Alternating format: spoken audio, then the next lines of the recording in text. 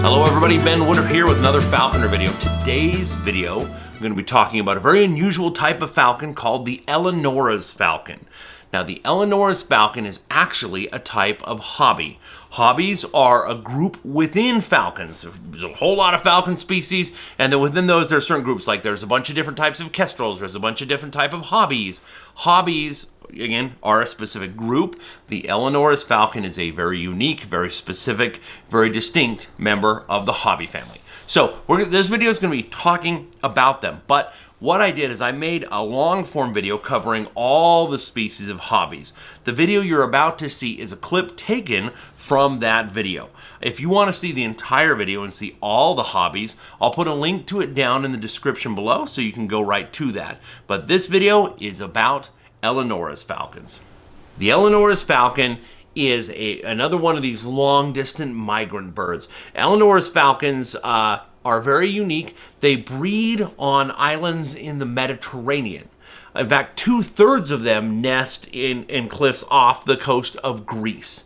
They nest in colonies. This is not normal. Normally, raptors are very territorial.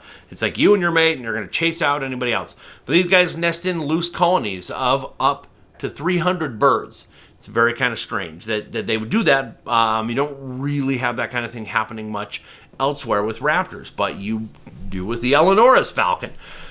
They're a long-distance migrant, so again, they're mostly in the Mediterranean in the breeding season, and then they will migrate south, and they winter almost exclusively in Madagascar. It's like, we're not going to stop somewhere else on the way. That's what they do. They have a delayed breeding season for their species. Normally, depending on where you are in the world, you're going to breed a certain time of year. But they key in on and have a later breeding season to key in on when little birds start their southern migration. So they want to make sure that there's a steady flow of small birds migrating past that they can catch and eat. Because normally if you just have an area and you're hunting, you're going to out-hunt what is in that area. Well, if you have stuff migrating through, you again have a steady stream of food available. And so they capitalize off of these migrating birds. And it's a good system that works well for them.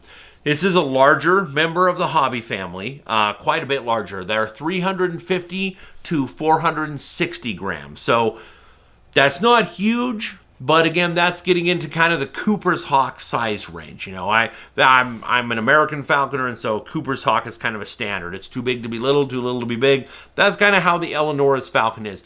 But it's a typical member of the hobby family where it has ridiculously long, oversized primary feathers, a ridiculously long tail, and ridiculously long primaries. That makes it very nimble, very agile, maybe flying more like a swift or a swallow than a falcon, and gives them ability to migrate. And again, if you're going from the Mediterranean all the way to Madagascar every year, that's a long, long trip.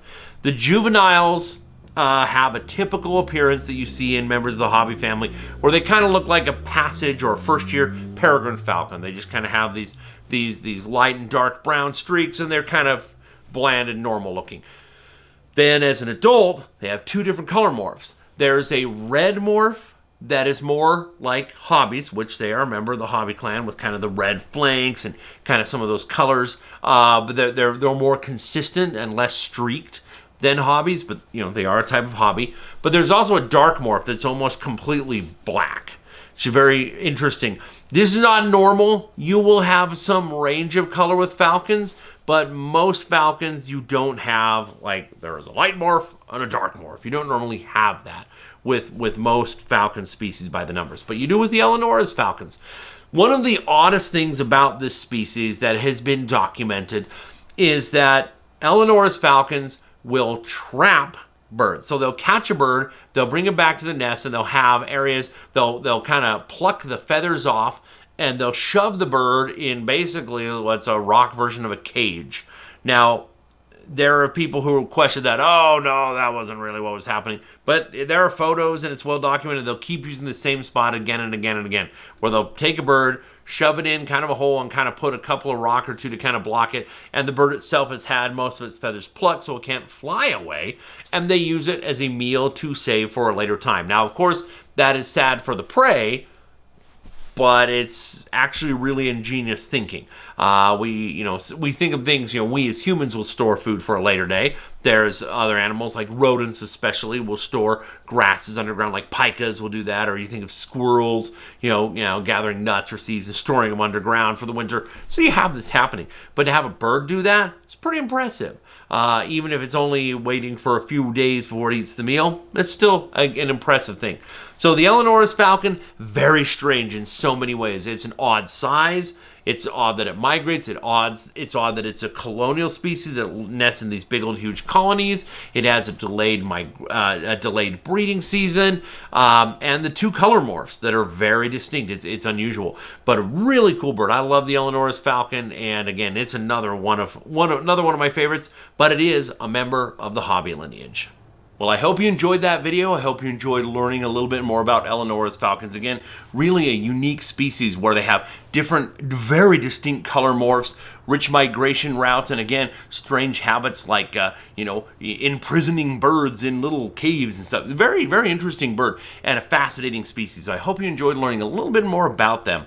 If you haven't already, if you could hit subscribe, I very much appreciate it. It helps me keep this channel up and going. And as always, happy hawking.